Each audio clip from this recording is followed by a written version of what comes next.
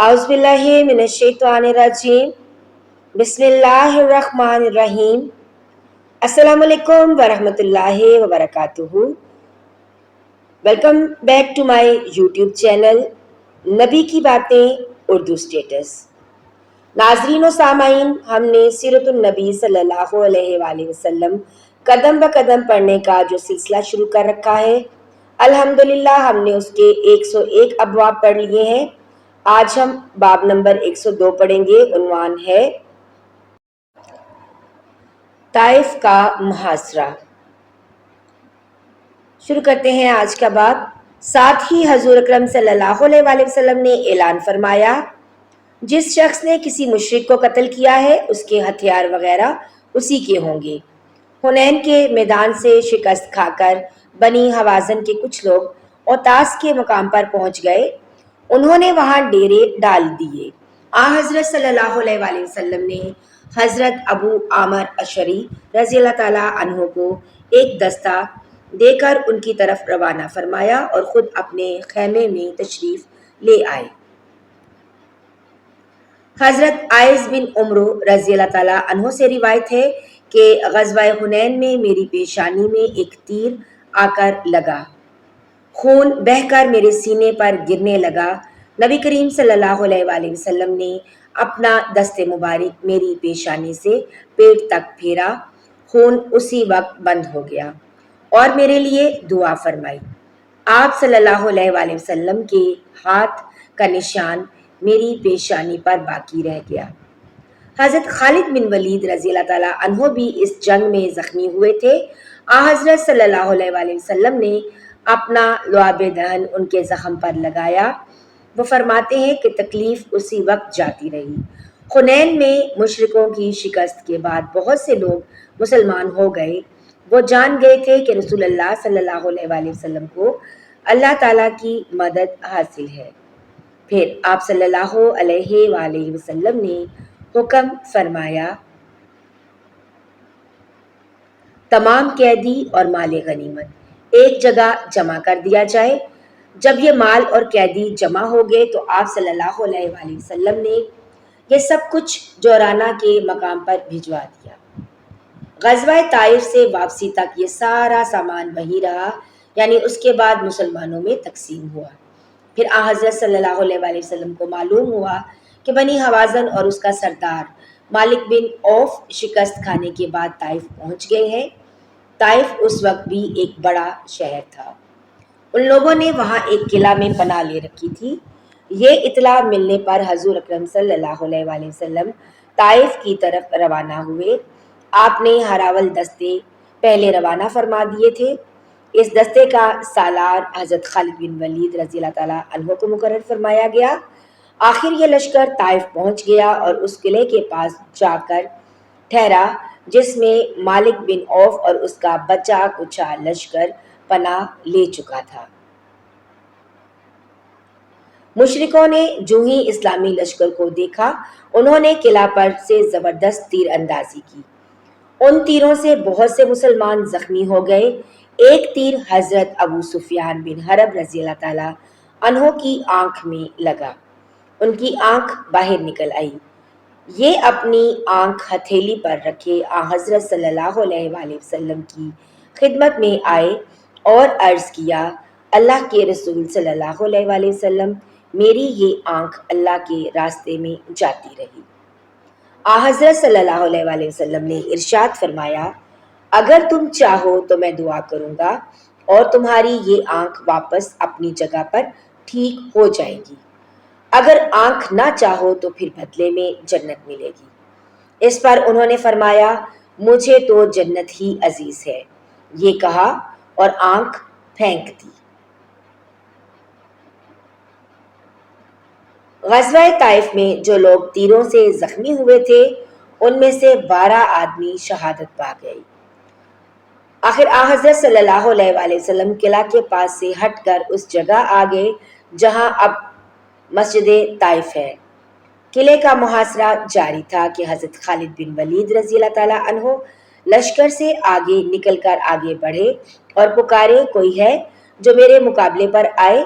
उनकी ललकार के जवाब में کوئی مقابلے کے لیے نہ آیا۔ قلعہ کے اوپر سے عبدیہ لیل نے کہا، ہم میں سے کوئی شخص بھی قلعہ سے اتر کر تمہارے پاس نہیں آئے گا، ہم قلعہ بند رہیں گے۔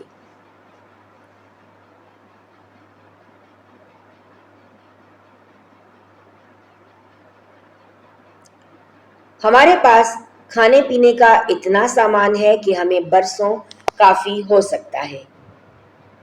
جب تک ہمارا غلہ ختم نہیں ہو جاتا اور ہم باہر نہیں آئیں گے، تم اس وقت تک ٹھہر سکتے ہو تو ٹھہرے رہو۔ محاصرے کو جب کئی دن گزر گئے تو حضرت عمر رضی اللہ تعالیٰ عنہ نے حضرت صلی اللہ علیہ وآلہ وسلم سے پوچھا، آپ طائف والوں پر فیصلہ کن حملہ کیوں نہیں فرما رہے؟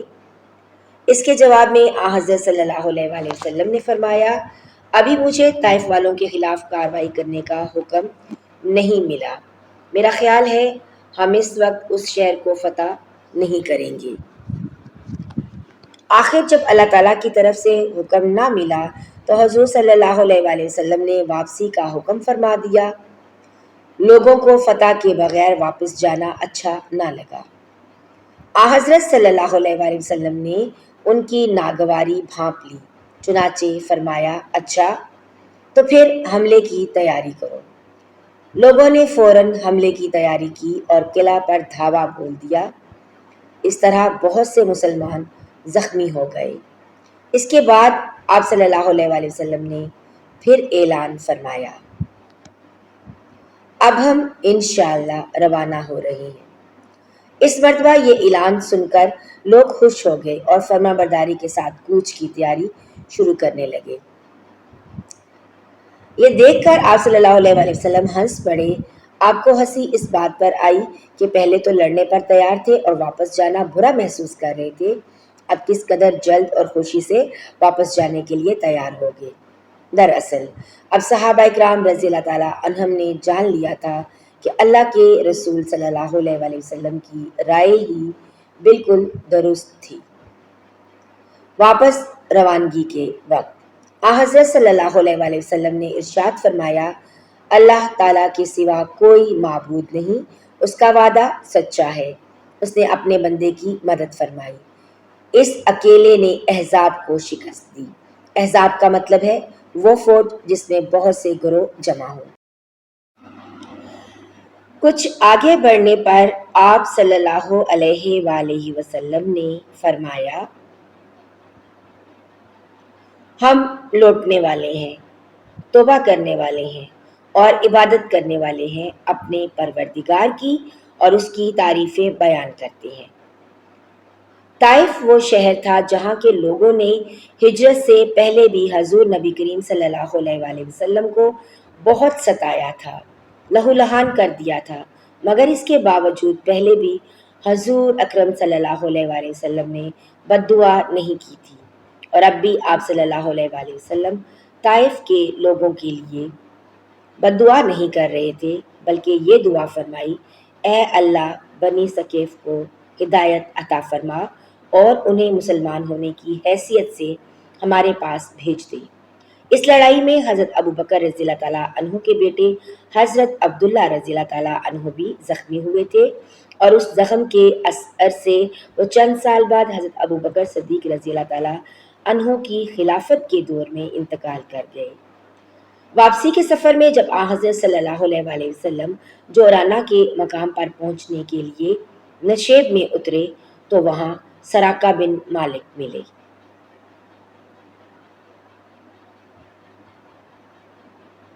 سراقہ وہ شخص ہے کہ جب حضرت صلی اللہ علیہ وآلہ وسلم نے حضرت ابو بکر صدیق رضی اللہ تعالیٰ عنہ کے ساتھ مکہ سے مدینہ کی طرف ہجرت کی تو انہوں نے انعام کے لالچ میں آپ صلی اللہ علیہ وآلہ وسلم کا تعاقب کیا۔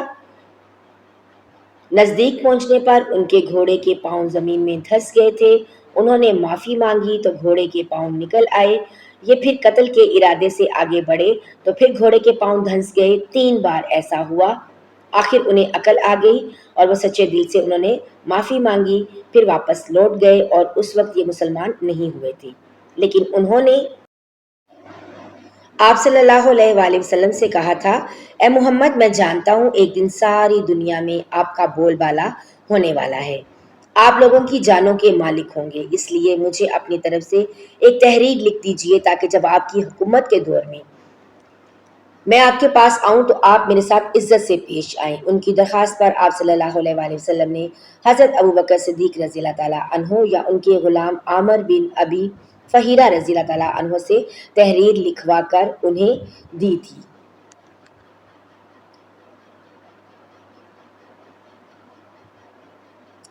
سراقہ اب حضور اکرم صلی اللہ علیہ وآلہ وسلم سے ملاقات کے لیے ہی آئے تھے اور جورانہ کے مقام پر یہ ملاقات ہو گئی۔ اسی مقام پر مسلمان غزوہ حنین کا مال غنیمت منتقل کر چکے تھے۔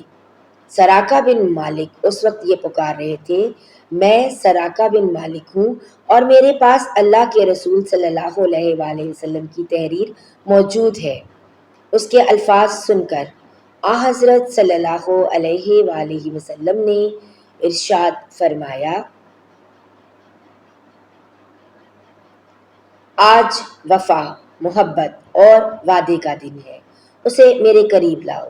صحابہ اکرام نے سراقہ کو حضرت صلی اللہ علیہ وآلہ وسلم کے قریب لا کھڑا کیا۔ آپ ان سے بہت مہربانی سے پیش آئے۔ پھر آپ صلی اللہ علیہ وآلہ وسلم نے حنین کے مال غنیمت کا حساب لگوایا اور اس کو مسلمانوں میں تقسیم فرمایا۔ حنین میں جو قیدی ہاتھ لگے ان میں حضرت صلی اللہ علیہ وآلہ وسلم کی رضائی بہن شیمہ بنت حلیمہ سعدیہ بھی تھی، یعنی آپ کی دائیہ حضرت حلیمہ سعدیہ کی بیٹی تھی، اور بچپن میں آپ صلی اللہ علیہ وآلہ وسلم کی دودھ شریک بہن بھی تھی۔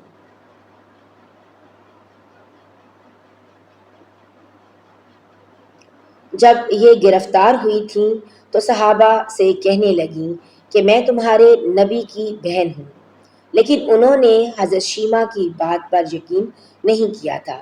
آخر انصار کی ایک جماعت انہیں حضرت صلی اللہ علیہ وآلہ وسلم کی خدمت میں لے آئی۔ حضرت شیمہ جب آپ صلی اللہ علیہ وآلہ وسلم کے سامنے آئیں تو بولیں، اے محمد صلی اللہ علیہ وآلہ وسلم، میں آپ کی بہن ہوں۔ حضرت صلی اللہ علیہ وآلہ وسلم نے ان سے پوچھا، اس بات کا کیا ثبوت ہے؟ جواب میں شیمہ بولی، میرے انگوٹھے پر آپ کے کاٹنے کا نشان ہے جب میں نے آپ کو گود میں اٹھا رکھا تھا۔ حضرت صلی اللہ علیہ وآلہ وسلم نے اس نشان کو پہچان لیا۔ پہچانتے ہی آپ کھڑے ہو گئے، ان کے لیے اپنی چادر بچھائی اور انہیں عزت سے بٹھایا۔ اس وقت آپ صلی اللہ علیہ وآلہ وسلم کی آنکھوں میں آنسو آ گئے اور فرمایا، تم جو کچھ مانگو گی دیا جائے گا، جس بات کی سفارش کرو گی قبول کی جائے گی۔ ناظرین و سامعین، یہاں پر آج کا باب اختتام پذیر ہوا۔ اگر آپ ویڈیو دیکھتے ہوئے یہاں تک آپ پہنچے ہیں تو چینل کو سبسکرائب کرنا مت بھولیے گا۔ ویڈیو اچھی لگنے کی صورت میں لائک اور شیئر کر دیجیے گا اور ایک پیارا سا کمنٹ ضرور کر دیجیے گا۔ اللہ تعالیٰ میرے اور آپ کے مرحومین کی بلا حساب مغفرت فرمائے اور انہیں جنت الفردوس میں اعلیٰ مقام عطا فرمائے، آمین یا رب العالمین۔ تب تک کے لیے اجازت دیجیے، اللہ حافظ۔